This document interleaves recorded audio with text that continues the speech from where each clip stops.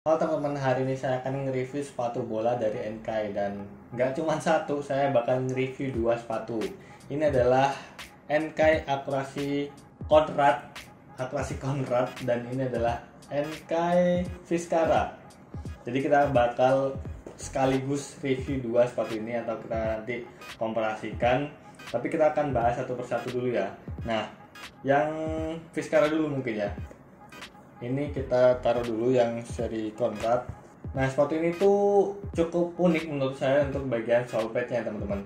Kita lihat di bagian sole padnya dia menggunakan sole pad tipe blade yang cukup panjang, dan di bagian belakang atau bagian tumitnya dia agak besar dan juga sedikit rapat untuk jarak antara studnya ya teman-teman.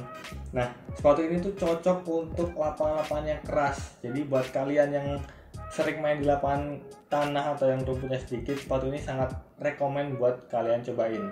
Nah, kemudian teman-teman bisa lihat di bagian sini ya teman-teman. Ini kayak kalau sepatu futsalnya kayak pakai midsole, jadi agak tinggi di bagian outsole-nya teman-teman. Jadi ketika saya pakai itu udah berasa antara pijakan kita di bagian alasnya itu sama bawah itu kerasa tinggi banget. Nah, sepatu ini cocok untuk lapangan-lapangan yang keras. Dan uppernya juga sebenarnya ini cukup soft, dan dengan desain yang cukup simple. Di bagian luar ada logo NKAI warna putih. Nah, untuk fitmentnya sendiri sepatu ini cocok untuk tipe kaki yang slim, termasuk tipe kaki yang normal ya teman-teman. Kalau kaki kalian agak lebar mungkin agak kurang fitmentnya dengan sepatu ini, tapi itu masih bisa diatasi dengan lepas insole. Buat kalian mungkin kalau belum pernah, jadi harus cobain juga sepatu dengan lepas insole. Kalau saya sih rata-rata sepatu bolanya jarang pakai insole ya teman-teman. Jadi fitmentnya lebih berasa dan feeling ketika kita berakselerasi, kita menginjak rumput itu bakal lebih terasa. Nah, sepatu ini tuh diperuntukkan untuk menurut saya ini lebih cocok untuk tipe-tipe pemain seperti seorang kiper ataupun seorang pemain bertahan. Ini keren banget sih. Kalau dilihat sih kayak robot gitu ya sepatunya, desainnya cukup unik. Tapi untuk kualitas uppernya ini cukup soft walaupun dia memang agak tebal, dan lapisan upper bagian dalamnya juga dia empuk banget, empuk dan juga lembut. Jadi untuk bagian dalamnya ini udah sangat nyaman ketika kita pakai. Untuk akselerasi juga menurut saya ini kurang ya teman-teman, karena bagian sole padnya ini karena terlalu tebal jadi dia agak kaku. Nah, itu mungkin kurang dari sepatu ini. Kemudian untuk bagian heelnya atau inner heelnya, bagian kunciannya ini nggak perlu diragukan lagi teman-teman. Gila, kemarin saya udah pakai itu, belum saya tali, ini udah sangat-sangat mencengkram dengan sempurna ya teman-teman di bagian tumit kita. Jadi untuk akselerasi nggak gampang lepas. Nah, untuk talinya juga menurut saya ini udah premium. Untuk harga sepatu 300 ribuan, talinya juga udah bagus. Ya mungkin nggak ada yang bisa saya bahas banyak ya tentang sepatu ini. Untuk bagian insole-nya teman-teman ini bisa dilepas dan terdapat lekukan juga di untuk bagian insole-nya. Ini untuk mencengkram telapak kaki kita biar tidak tergeser ketika kita pakai sepatu ini. Dan untuk bagian insole juga cukup keset. Jadi kalau kalian pakai kaos kaki anti slip tanpa anti slip juga nggak bakal licin dengan sole pad dengan insole jenis ini.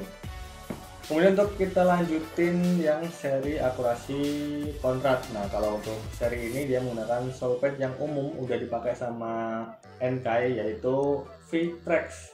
Nah, ini outsole-nya V-Trax dengan tipe diamond, startnya diamond, dan ini cocok untuk akselerasi ya teman-teman. Ini untuk tipe speed, dan untuk fleksibilitasnya juga ini sangat-sangat baik. Nah, yang kurang dari sepatu ini adalah bagian uppernya. Menurut saya ini agak kaku ya teman-teman. Tapi untuk permukaan uppernya dia kasar, jadi untuk passing dan kontrol ini enak banget bagian uppernya. Tapi memang kekurangannya dia kaku banget. Jadi menurut saya kalau ditukar ya, harusnya ini dengan ini uppernya ditukar, jadi yang ini lebih nyaman gitu ya. Ini uppernya memang walaupun nggak terlalu tebel, sebenarnya uppernya nggak terlalu tebel, teman apa ya, ini mirip sama ini versi yang udah saya review yang apa ya, ini Akurasi Savage kalau nggak salah. Tapi kalau yang Akurasi Savage dia lebih soft, walaupun jenis uppernya dengan tekstur yang sama, kasarnya itu sama, tapi untuk seri Akurasi Savage dia lebih soft. Oh bukan, Akurasi Viper, maaf sorry, ini Akurasi Viper dan ini adalah Akurasi Conrad. ya kontrak ini lebih kaku ya teman-teman. Jadi mungkin butuh penyesuaian yang lebih lama biar kita bisa fitnya lebih nyaman dengan sepatu ini. Tapi kalau soal desain, saya sangat suka sama seri akurasi concave ini. Concave ini ya teman-teman. Untuk bagian logonya dia emboss dengan logo NK emboss dengan glossy, dan juga desain-desain dengan total dia hexagon juga untuk bagian desain uppernya, dan ada corak merah di bagian belakang, dan untuk solpennya dia warna putih dengan terdapat warna merah juga untuk bagian ujung startnya. Ya kalau ini sih jauh lebih nyaman. Nah untuk bagian upper bagian dalamnya, untuk versi akurasi concave ini dia lebih lembut, bener-bener lembut. Ini saya tadi udah bilang ini lembut ya, tapi kalau yang versi akurasi concave ini dia lebih lembut di bagian dalamnya. Jadi ini jauh lebih nyaman untuk bagian dalamnya.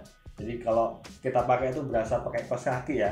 Jadi kalau kalian pakai sepatu ini fitting tanpa kaos kaki, udah berasa kayak ada kaos kakinya. Jadi kayak kita udah ngerasain pakai sepatu ini dengan kaos kaki. Untuk bagian insole-nya ini sama versi yang agak beda dikit.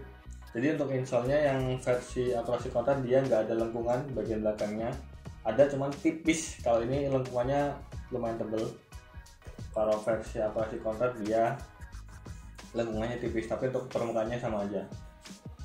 Harganya juga mirip-mirip 300 ribuan, tapi nggak tahu ya harga pastinya. Saya udah cek di marketplace nggak nemu untuk harganya. Nanti mungkin saya update di kolom komentar, saya sematkan untuk harga sepatu akurasi concave dan NK Fiskara.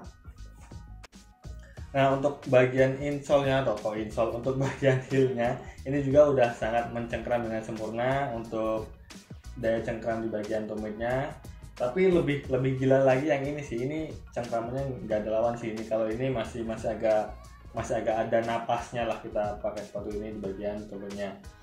Nah untuk fitnya sendiri sepatu ini lebih agak lebar daripada sepatu yang Fiskara teman-teman. Jadi kalau kaki kalian lebar bisa cobain versi yang akurasi concave ini. Oke, mungkin itu aja sih sedikit review dari saya tentang kedua sepatu ini. Kalau suruh milih ya, overall kalau suruh milih, kalau kita punya budget sekitar 300 ribuan antara kedua sepatu ini, beli yang mana? Kalau saya pribadi bakal beli yang putih ya, walaupun memang dia agak kaku di bagian upper, tapi ini masih bisa kita atasi dengan seringnya kita pakai sepatu ini. Dia bakal menyesuaikan dengan bentuk kaki kita ya teman-teman. Kalau untuk talinya sih sama aja. Nah beratnya juga kedua sepatu ini sama mirip. Size 38 beratnya 210 gram kalau nggak salah ya, sekitar 200 gram. Ini masih tergolong ringan untuk sepatu bola ya teman-teman. Oke, mungkin itu aja yang bisa saya sampaikan buat kalian, semoga bermanfaat. Kalau ada yang kurang silahkan tulis di kolom komentar, dan jangan lupa buat teman-teman terus pakai sepatu bola original, jangan pakai KW, karena sekarang sepatu bola lokal ini harganya udah murah-murah dengan kualitas yang sangat baik. Oke, mungkin itu aja. Selamat berjumpa kembali di video-video review selanjutnya. Oke, terima kasih.